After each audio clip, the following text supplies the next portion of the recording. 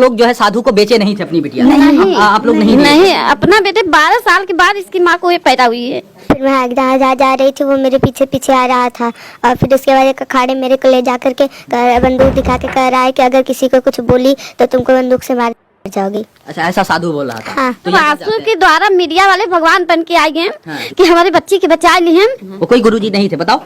हाँ, वो कोई गुरुजी नहीं थे, आपके कोई गुरुजी नहीं थे, वो फर्जी बाबा थे। योगी है वो अखाड़े वाला, उसको ताक रही थी, ऐसे ऐसे ताक रही थी।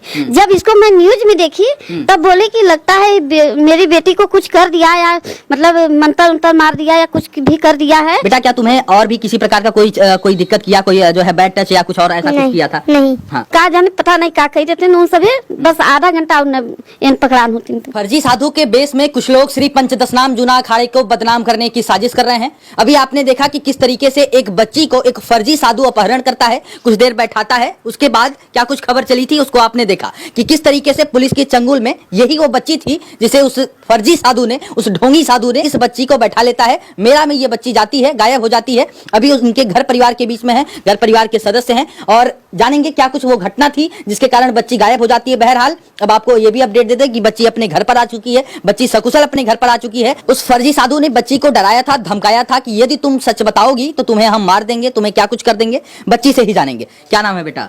वंशिका मौर्य। वंशिका मौर्य। आप ही मेले में गायब हो गई थी? हाँ। तो वो कैसे मुलाकात हो गई साधु से आपकी? भैया मेरे आगे निकल गए थे, मैं वहीं पीछे रह गई तो एक दुकान पे मेरे को अच्छा पत्थर लगा तो मैं लेने सोची, लेकिन मेरे पास पैसा नहीं था।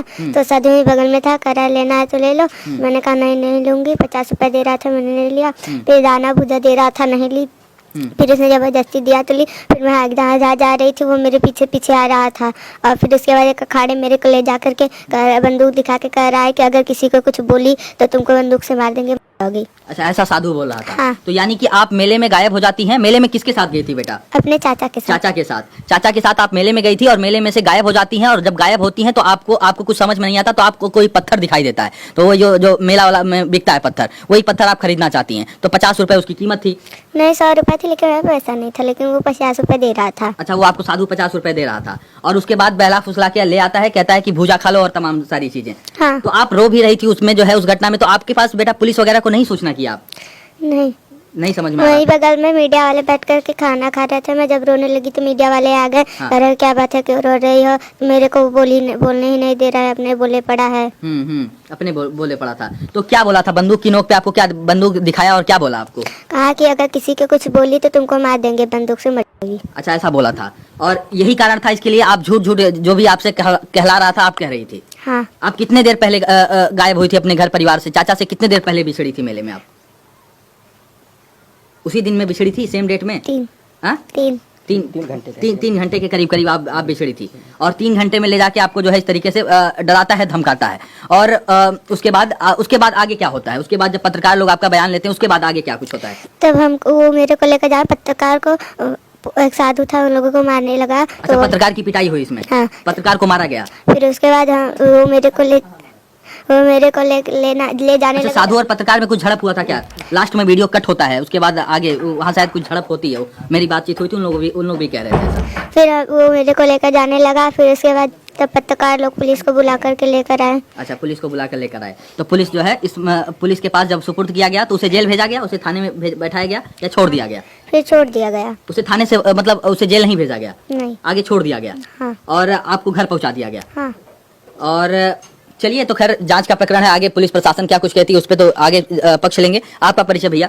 मैं पवन कुमार मौर्य, ये वंशिका के चाचा, मेरे साथ में ही बच्ची गई थी। अच्छा, आपके साथ बच्ची गई थी? मेरे तो यानी कि चाचा और भतीजी दोनों जो है साथ में जाते हैं। आप लोग कहाँ गए थे? कुंभ ही गए थे। बेसिकली हम लोग दवा लेने के लिए गए थे, तो बच्ची थी, इसको घूमने का थोड़ा शौक था कि अब मेले तक आए ही हैं तो थोड़ा देखते हुए चलते हैं। तो इसको लेकर के हम जा रहे थे, ये थोड़ा भीड़ में आगे पीछे हो गई। तो वहीं पे जो है मैं इसको ढूंढ ही रहा था, अनाउंस करवा ही रहा था कि कहाँ से मिलेगी, मैं तमाम जगह ढूंढ रहा था। और इसी बीच प्रक्रिया में ये सारी चीजें होती हैं और एक ही 2 घंटे 3 घंटे के बीच में ही मुझे ये सूचना मिलती है कि यहाँ पे बच्ची है, सुरक्षित है।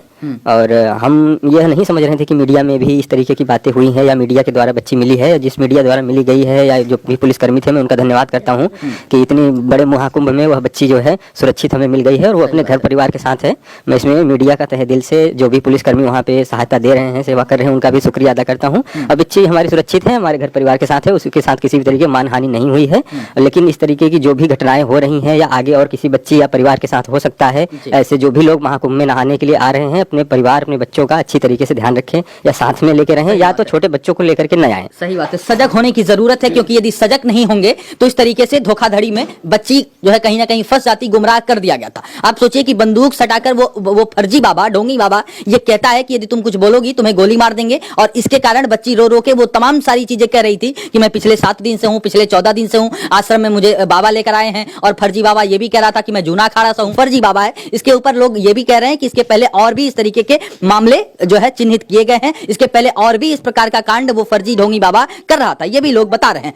बहरहाल उसके बाद कैसे कांटेक्ट होता है? पुलिस का फोन आता है? पुलिस का जो है फोन हमारे यहाँ से अच्छा, आप कोई खोया पाए केंद्र में दर्ज कराए थे? मैं वहाँ जा रहा था ढूंढने के लिए, तब उसके पहले ही मतलब पहले तो मुझे लगा आसपास में ही बच्ची है, तो मैं वहाँ आसपास काफी समय तक ढूंढा, परेशान होकर घर पे भी फोन किया कि ऐसी सी बात हो गई है। अच्छा। तो घर से भी 1-2 बच्चे जो है आए, और घर के लड़के थे वहाँ भी परीक्षा दे रहे थे, 1-2 मित्र भी हैं वहाँ पे, तो वो भी सभी आ गए थे, ढूंढ ही रहे थे। तो उन्होंने मुझे बताया कि खोया पाया केंद्र पे आप चले जाइए। मैं वहाँ तक जा ही रहा था, इतने के बीच में यह सूचना हमारे थाना द्वारा घर पे फोन आ जाता है कि हाँ बच्ची आपकी यहाँ पे सुरक्षित है, इस जगह पे आवाज थाना अखाड़ा में। तो मैं वहाँ पे जाता हूँ, और जो भी पुलिसकर्मी सहायता कर्मी थे उन्होंने सारी प्रक्रियाएं जो है करवा के बच्ची को सुरक्षित हमें दे दिया। तो सारी प्रक्रिया हो गई। और किस क्लास में पढ़ती हो बेटा? 6 6 में। चलिए बिटिया